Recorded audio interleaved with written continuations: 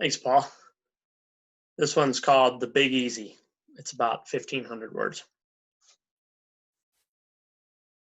My wife and I were on the vampire tour in New Orleans when I saw the woman with the Barbie doll on her shoulder. Now, that's something more interesting than vampires, I thought. Then I wondered if my wife would agree, but she had strayed to the other side of the group. She did that sometimes, which most of the time bothered me, left me wondering what kind of husband gets ditched by his own wife, left me wondering if my wife secretly thought I was a dick. But this time I didn't care what she thought. I had the girl with the Barbie. Even Plastic Barbie knew a vampire tour in New Orleans was full of shit. She was intuitive like that. She could sniff out camp, and she didn't care how much everyone else fell for it, or who was dumb enough to pay $20 a person for it.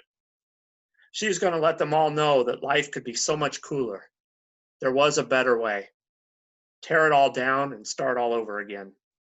If we just stopped and listened, she'd show us the way. But until then, she'd keep on smirking. It was no skin off her back. I made eye contact with the woman with the Barbie on her shoulder, and I knew it meant something big, but I didn't know for sure what yet. This story isn't the kind where a man suddenly understands what women are thinking. If it were that kind of story, my wife would stop us right here and say that I couldn't be the one to tell it. Regardless of what my wife said, though, I thought the eye contact meant this. This woman knew that I knew she had a rare Barbie. Not the kinds my daughter had, like ballerina Barbie, nurse Barbie, or even Desert Storm Barbie. She knew that I knew that this was the rare, subversive Barbie. She knew I got why a grown woman would have a Barbie on her shoulder at a vampire tour in New Orleans, and I wanted in. I wanted to help this woman and subversive Barbie start the revolution. The perfection of this encounter reminded me of something my wife told me the first night we were in New Orleans. Something just by the way she said it, I knew would require the perfect circumstances. I'm not talking about when she said, "Hey, follow me to the bathroom with these guys I just met.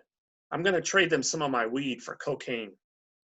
I'm not even talking about later when she said to me, "Hey, we should go have sex out on the balcony. When else will we have a chance to really let go?" No, I'm talking about when she came in from the balcony when we went to get a smoke and she said, "Hey, if we found the right girl, I'd be up for a threesome." I have to admit it, my wife had a way with words. I have to admit this was a lot to expect out of one vacation. But this wasn't supposed to be just any vacation. This getaway was supposed to be the one that would save the marriage. We could find it again. We could break through the day-to-day malaise, the way of life we called the grind. This break wasn't about making sacrifices in our lives to help our little children form their little dream lives. It wasn't about nurturing a commitment to love that my preacher father had blessed for us in God's name. It wasn't about our faith or lack thereof at all. It probably wasn't even about the future. It was about shedding our past and leaving it in the bayou with the other rattlesnake skins that could have been perfect if they would just been allowed to grow. What I'm trying to say is that I don't know what any of this was about. As it turns out, it's hard to be under the influence of bathroom barter cocaine, pay attention to a vampire tour, and kindle a three-way romp you've only recently learned was hypothetically possible. I was trying to slow my mind down and make sure I was thinking straight. Subversive Barbie girl sure seemed like the right kind of girl to me, but I assumed I still had to confirm this with at least one other girl, if not two. Talks with my preacher father hadn't covered this kind of stuff. I decided the best thing to do was keep laughing with the subversive, keep making her think I knew what was going on. As it turns out, guys running vampire tours don't like guys paying more attention to girls with Barbies on their shoulders. It took me a bit to catch on, but after an abnormal break in the flow, an uncomfortable silence or two, the tour guy stopping the show to ask if I had something to add, I seemed to catch on. "No, sir, I have nothing to add," I said in what I hoped was a rebellious voice, and then I looked at Barbie girl as if to say, "What a clown. Want to start the revolution?" She seemed to, but she also moved along pretty easily with the group. I watched them leave, watched the girl holding on, the Barbie bouncing on her shoulder, saw her turn slightly as if she were letting me go. It was as if she didn't know for sure what had been possible, but she had some clue it was something big. What was that all about? My wife asked. I don't know, right? What's that guy's problem? Luckily, the cocaine wasn't even close to wearing off, and I found the perfect thing to say to keep the conflict from escalating. It was so clear to me that it led me to believe this vacation idea might actually work. You want to go dancing? I asked my wife. But then again, some vacations just don't go to plan. On some vacations, you end up on a 30 square foot dance floor with a 3,000 square foot dance floor in your head, cutting the hell out of the rug to Britney Spears, like you and her catchy pop hooks are going to save the world. Some vacations, you don't remember anything that happens the night before, and you don't ask your wife too many questions. You accept your death sentence, even if the hangover never intends to finish the job. Maybe that's just New Orleans. I was trying to eat one of those pastry things that everyone told me to get when I remembered the girl and her Barbie.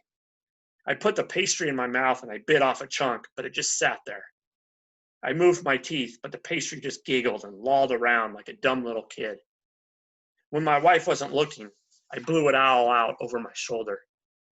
That pastry was overrated, if you ask me.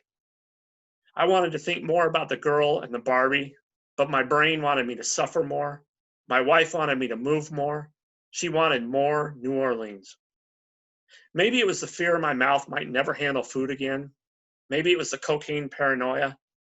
Or maybe it was the guy at Jackson Square driving his car alongside our bus while fervently masturbating. But I just wasn't into New Orleans anymore. I wasn't feeling it. I kept this from my wife, though. I had to be a trooper. And then, on our last walk through the quarter, something perfect happened again. We were going down the sidewalk and I looked up to a balcony.